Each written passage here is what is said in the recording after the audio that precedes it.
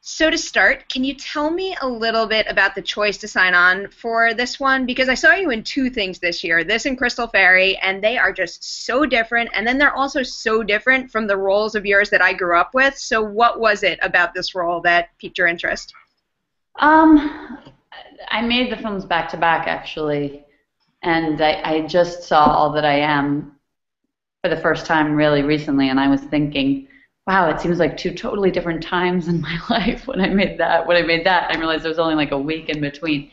I just really, I was actually in a place when I got this script where I wasn't, I hadn't been working much. I hadn't been certain that I wanted to work. I was like in a long phase after college, like a many year phase where I was really struggling with my feelings about acting, and I was very ambivalent. And right before I got this script, I had sort of made a decision to focus on the question of it for a year and sort of really look at it and dive in a way that I hadn't. I'd sort of been like dipping my toe in and out and not really taking it seriously because I just it's a lot to unpack when you've been doing it since you're 5 and so just before I got this script, I had thought like, okay, well, I'm going to spend a year just really focusing seriously on it and seeing how I feel about it, really. And if at the end of the year I still feel ambivalent, I'm going to walk away from it. And then this was the first thing that came to me literally like days after that. And the casting director, Susan Shopmaker, I just really love her. And I've always loved auditioning for her, even if the project is one that I can't connect with. I always feel like I have a great experience with her in the room. And I liked the script. This wasn't a project I felt that I couldn't connect with. And I just remember going into the audition and having so much fun in a way that I hadn't in a long time, and feeling something in me sort of shift and finding that I just was really curious about this character and this relationship between she and her brother. You've covered like quite a bit of genres and also mediums too. I know you've done film, TV, and stage work. Is there anything in your process that has to stay the same going from genre to genre and medium to medium? I don't have a process. I'm not trained, and I never really knew what my approach was. As a kid, certainly not. And I've started to think about it more these days. What I'm doing, how I'm doing it, why I'm doing it, but I don't really know the answers to those questions. I mean, I'm very interested in, the human experience. Obviously, I wouldn't be an actress if I wasn't, and I'm really interested in psychoanalysis. So I think a lot about the characters and the story and the dynamics and the relationships. But beyond that, I don't really do much with those thoughts. I don't apply them in any way consciously. I think that I pretty much do all my work instinctively and unconscious. I'm making a lot of decisions unconsciously. Stage is very different because there's so much rehearsal and there's so much discussion, and it's a much more measured process, just because you're sitting around the table with your actors and director and oftentimes writer talking about everything and breaking everything down and getting into the psychology, and it's really fun. I love the rehearsal process when it comes to stage because it's just the conversation is fascinating.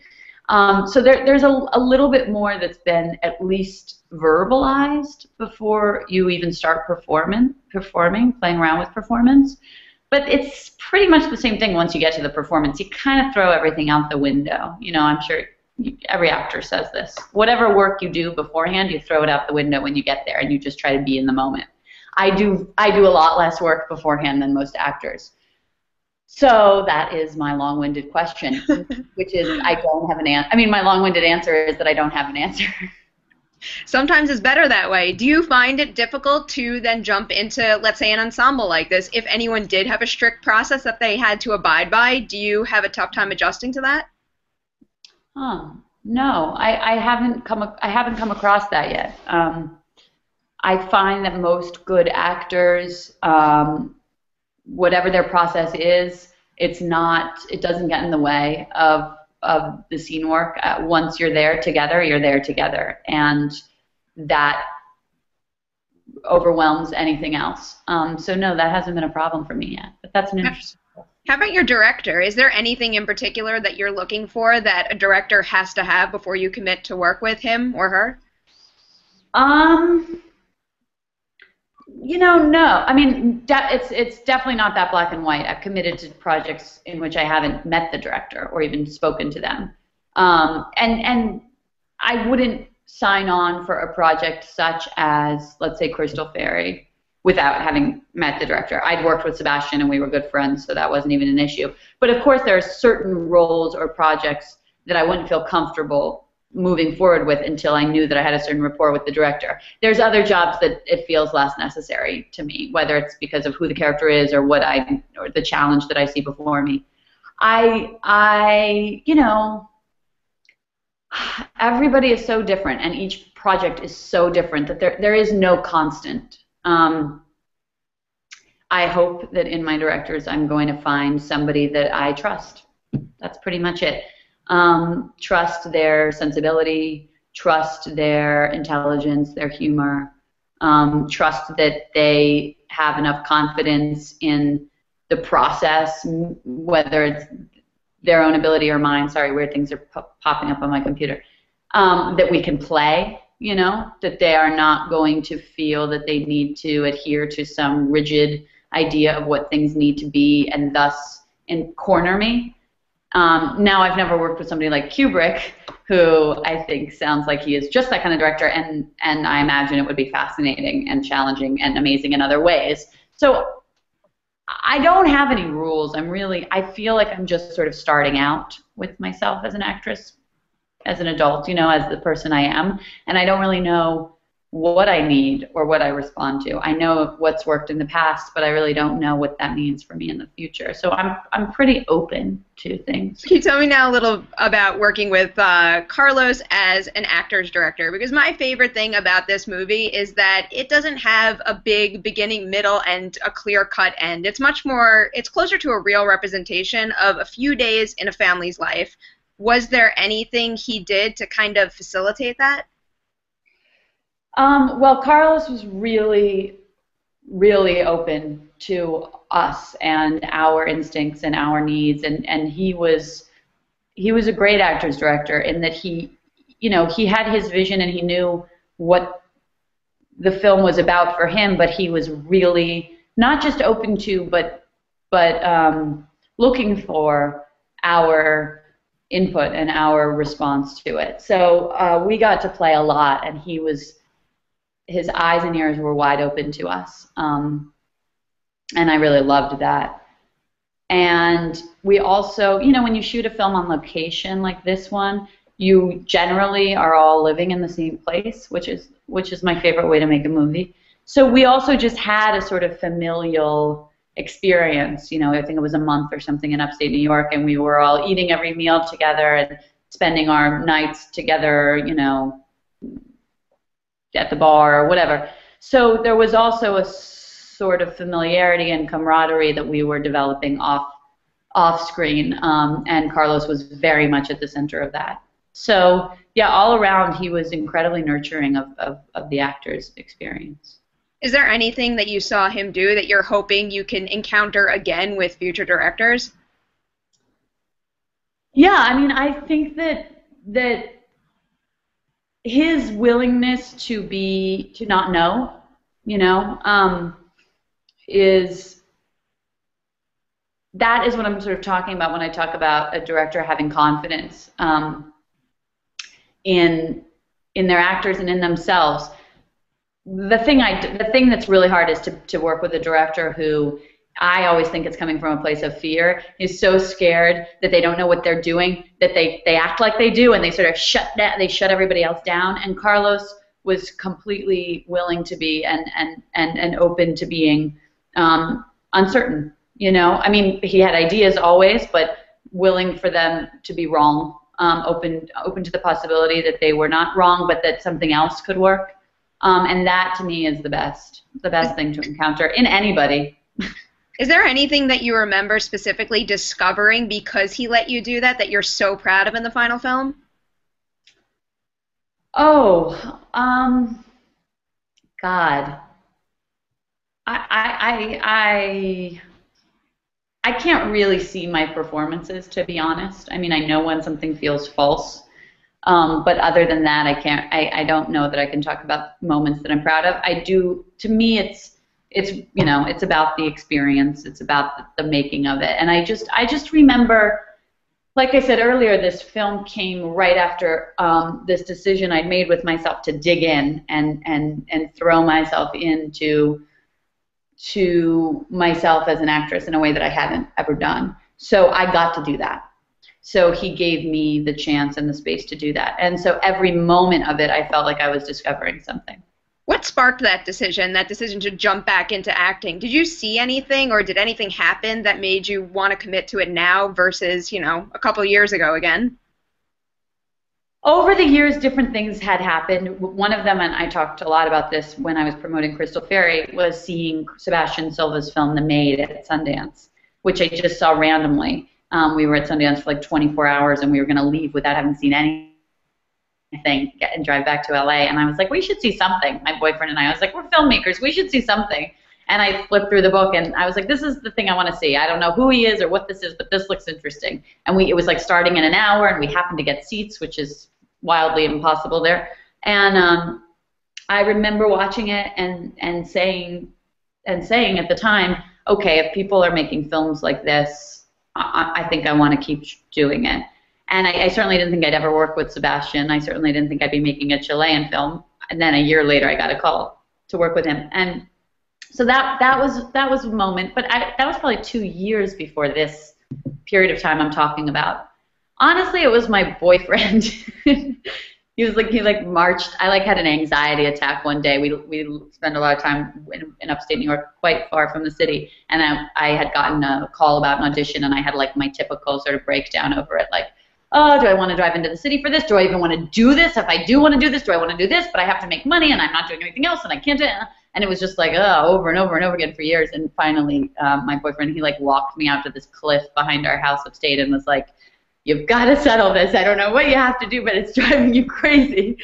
It was driving me crazy, and I think it was driving him crazy too. And I said, okay, I'm going to do this for a year. So it unfortunately, it took him sort of batting me about for me to wake up and realize that I couldn't exist anymore in that uncertainty. So I was really struggling with being so disengaged from myself creatively, So, yeah. Was there any concern when you were ready to jump back in and you had locked these two roles? Like, I don't know, what if I couldn't tap back into it again? Yeah, I mean, I don't even know that I was tapping into something that was ever there. I really don't feel connected to myself as a child actor. I can look at those films and think like, oh, that was kind of I kind of was natural and that's cute, but I don't. It's such a different thing for me now. So it was a clean slate. I didn't know what I was going to feel or be able to do. Do you ever watch any of those films ever anymore? Because, you're talking to someone who, I grew up watching Now and Then, All I Want to Do, Volcano, over and over to the point where I can quote things. Do you ever sit down and watch them, and what do you think about them? I have a 10-year-old niece, so I've seen a lot of them recently because of her. They played Uncle Buck at BAM. I live near BAM, Brooklyn Academy of Music. They played Uncle Buck there, and so I took my niece because I knew she'd like it, and I thought it'd be fun.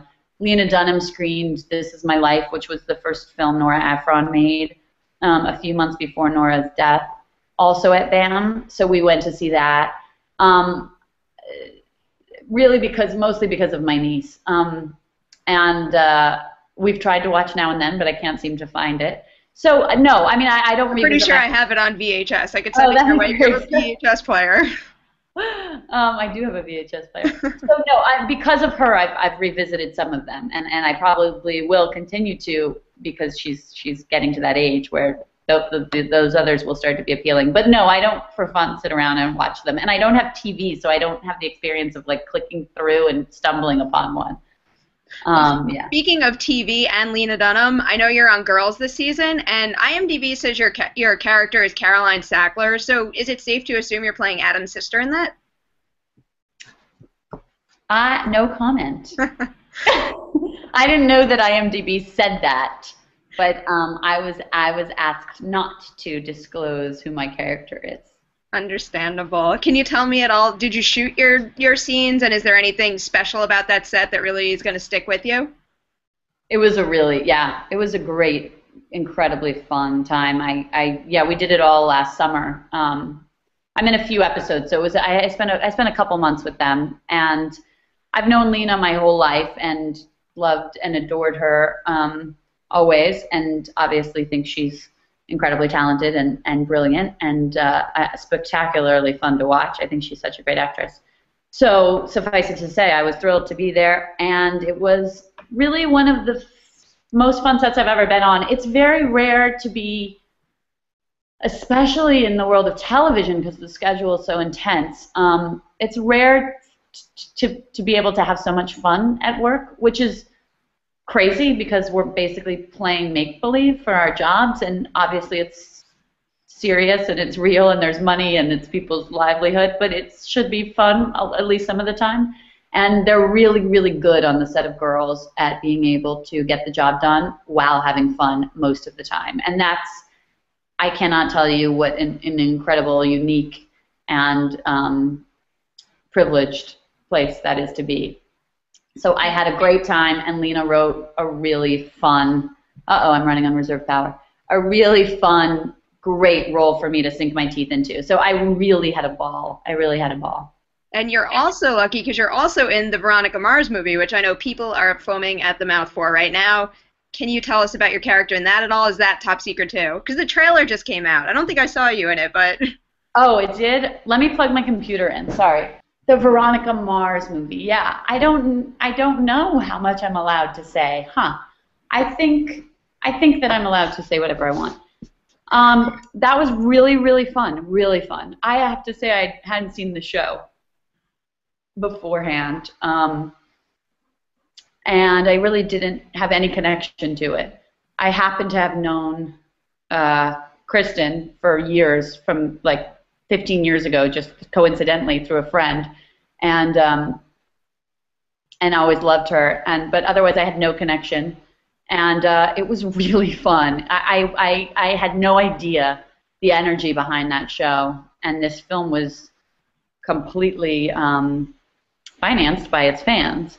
So that was like, you could feel that, it was like this buzzing set, and everybody was so happy to be back together again, and it was a really wonderful group of people. And I get to play a really crazy girl, which was a lot of fun. So yeah, I really enjoyed it. I feel very flattered and privileged to be a part of that group. And to wrap up, I know you've got I think you have something like 4 films in post right now, but are you going to go into production on anything else soon? It's up in the air. I shot a pilot for Amazon that's called Transparent, that will be airing on Amazon in early February. That is really wonderful. The filmmaker Jill Soloway, who made the film Afternoon Delight that came out this summer, I'm not sure if you saw it, which is a great movie. With Catherine Hahn, right? Yep, with Catherine Hahn. And I met her at Sundance last year. She was there with Afternoon Delight. She won an award for it. I was there with Crystal Ferry, and we met, and we sort of fell in love. And she told me about an idea she had, and like 6 months later, we were shooting the pilot with Amazon. It's Jeffrey Tambor, it's Judith Light, it's Jay Duplass, it's myself. It's an incredible, incredible cast. Amy Landecker. It's a really beautiful pilot. I love it. It's funny and touching and wonderful. So that will air in early February, and we will then find out if we go into production, into series. So if we do, I'll be doing that. And other than that, I've got no plans. Crystal Ferry, too. Come on. That's a great character. Crystal Ferry is done. Crystal Ferry would be a brilliant web series. We did a web series before, Sebastian and I, called The Boring Life of Jacqueline. No. Crystal Ferry, come on. We can't. We'd ruin her. It's a very good point. Yeah, you got to know when to say enough.